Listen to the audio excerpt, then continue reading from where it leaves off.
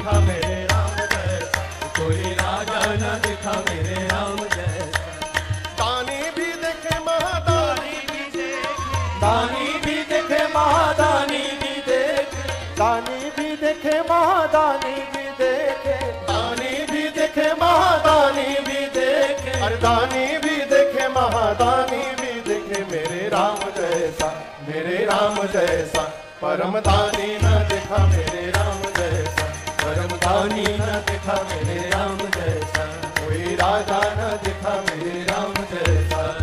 देवता भी देखे महादेवता भी देखे, देवता भी देखे महादेवता भी देखे, देवता भी देखे महादेवता भी देखे, देवता भी देखे महादेवता भी देखे, अरे देवता भी देखे महादेवता भी देखे मेरे राम जैसा, मेरे राम जैसा परम देवता न देखा मेरे राम जैसा, परम देवता न देखा मेरे राम जैसा, कोई राजा न देखा मेरे राम जैसा, कोई राजा न देखा मेरे राम जैसा, कोई राजा न देखा मेरे राम जैसा।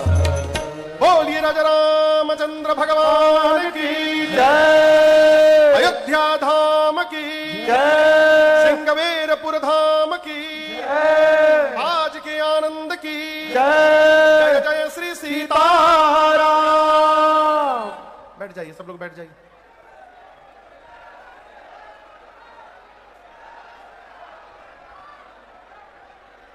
बैठिए बैठिए, सब लोग बैठिए।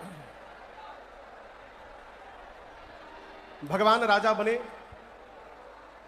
और इस अवसर पर देखिए हमारे आपके मध्य श्रीमद जगतगुरु श्रृंगवेरपुर पीठाधीश्वर पूज्य श्री नारायणाचार्य शांडिल्य जी महाराज यहां पर उपस्थित हुए हैं। सरकार के चरणों में बारंबार दंडवत प्रणाम मेरा।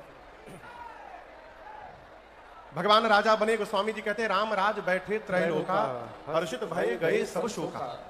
आगे के प्रसंग में गोस्वामी तुलसीदास जी ने राम राज्य की व्याख्या की है।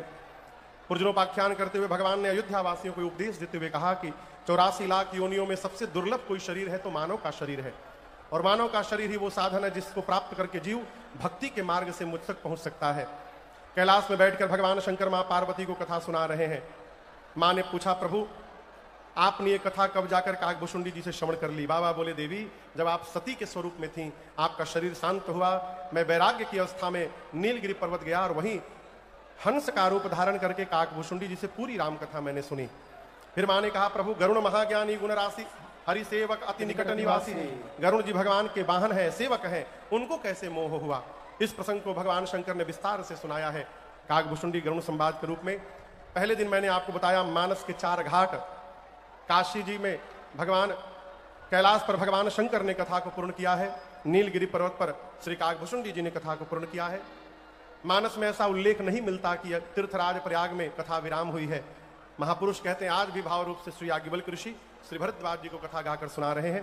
काशी में अब गोस्वामी तुलसीदास जी कथा को पूर्ण करते हुए कहते हैं, मौसम दीन न दीन तुम समान रघुवीर, अस विचार रघुवंश मणि हरहु विषम भववीर, कामिहि नारि प्यार जिमि लोभी प्रिय जिमिदार, तिमि रघुनाथ निरंतर प्रिय लागहु मोहिरा, यत्पूर्वं प्रभुना कृतं सुकविना श्रीशंभुना दुर्गमं, श्रीमद् रामपदाब्ज भक्तिमनिशं प्राप्येतु रामायणं, मत्वा तद्रघुनाथ नाम निरतं स्वान्तस्तमः शान्तये, भाषाबद्धमिदं चकार तुलसी दासस्तथा मानसं, पुण्यं पापहरं सदा शिवकरं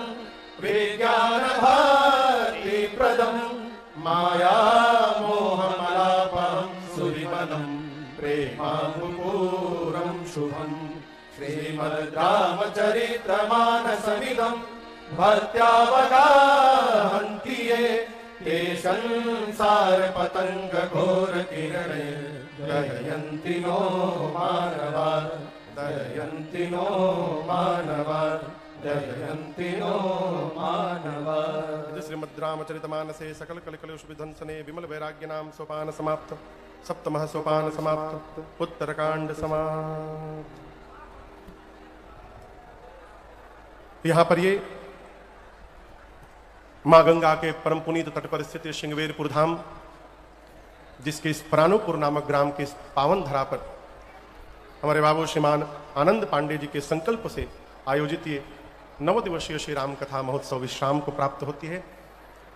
इस पुनीत धरती पर जहां मां गंगा प्रवाहित हो रही हैं, उनके साथ ही साथ 9 दिनों तक इस राम कथा गंगा को प्रवाहित करने का अवसर प्रदान किया। इसके लिए बाबू आनंद जी को बहुत बहुत धन्यवाद और साधुवाद। जितनी निष्ठा, जितनी श्रद्धा, जितनी भक्ति के साथ पिछले 9 दिनों में आप लोग इस गर्मी में भी आकर यहां बैठ करके कथा को श्रवण किए, ये दर्शाता है कि आप सबके हृदय में रघुनाथ जी के प्रति कितनी निष्ठा है और कितनी श्रद्धा है। मैं रघुनाथ जी के चरणों में बारंबार प्रार्थना करूंगा कि आप सबके हृदय में भगवान के चरणों के प्रति निष्ठा, श्रद्धा, भक्ति दिन रात बढ़ती जाए। कथा के साथ साथ हमको आपको नित्य संत चरणों का दर्शन यहाँ पर प्राप्त हुआ, हमारा आपका जीवन कृत्य कृत्य हो गया। इस कथा में जिसने भी जिस रूप से सहयोग किया हो, तन से, मन से, धन से, जन से, भगवान समुद्र हैं और समुद्र की विशेषता है वो अपने पास कुछ रखते नहीं है, वापस करते हैं। भगवान आपको ब्याज के साथ वापस लौटाएंगे, ऐसा मेरा पूर्ण विश्वास है। इस कथा के संरक्षक इस क्षेत्र के माननीय कुंवर रघुराज प्रताप सिंह जी, जिनके संरक्षण में इतना दिव्य भव्य आयोजन हुआ, मैं भी राघव जी से उनके लिए मंगल कामना करता हूं, प्रार्थना करता हूं। जैसा मैंने आपको बताया, अगले वर्ष श्री रामनवमी के महीने में हम लोग रामनवमी के समय में आपके बगल में रायबरेली शहर में राम कथा गाएंगे। उसके पहले 12 फरवरी से 20 फरवरी तक जौनपुर उत्तर प्रदेश में एक जगह है शाहगंज, जहां रामलीला मैदान में 12 फरवरी से 20 फरवरी तक हम लोग 9 दिवसीय राम कथा गाएंगे। आयोजन समिति है परम पूज्य श्री नीम करौरी जी महाराज, इनकी संस्था के द्वारा यहाँ पर ये रचना बनी है। भैया लोग यहाँ पर आए हुए हैं। इसके बाद फिर मई के महीने में पुरुषोत्तम मास है अगले वर्ष, तो पुरुषोत्तम मास में हम लोग बैठ जा भैया, बैठ जाओ, बैठ जाओ। 2023 के पुरुषोत्तम मास में हम लोग काशी जी में राम कथा गाए थे और उसके बाद रामेश्वरम में राम कथा गाए थे। अगले वर्ष फिर पुरुषोत्तम मास है, तो पुरुषोत्तम मास की पहली राम कथा पुनः एक बार काशी जी की धरती पर संपूर्ण आनंद विश्वविद्यालय के प्रांगण में होगी।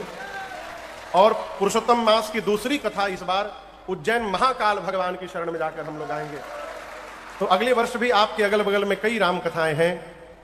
हम और आप पुनः मिलेंगे कहीं ना कहीं और फिर से भगवत कथा गंगा में अवगाहन करेंगे, स्नान करेंगे।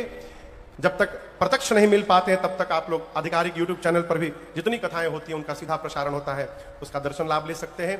पुनः एक बार आनंद बाबू को और उनके पूरे परिवार एवं सहयोगियों को, उनके साथ साथ आनंद देव पांडे जी को भी, जो भैया तन से, मन से, धन से, जन से, सब प्रकार से इस आयोजन में लगे रहे। आप सबको बहुत बहुत धन्यवाद, साधुवाद। रघुनाथ जी की करुणा कृपा रही तो पुनः मिलेंगे हम और आप, तब तक के लिए हरे राम राम सीता राम राम, हरे राम राम राम, सीता राम राम, हरे राम राम राम, सीता राम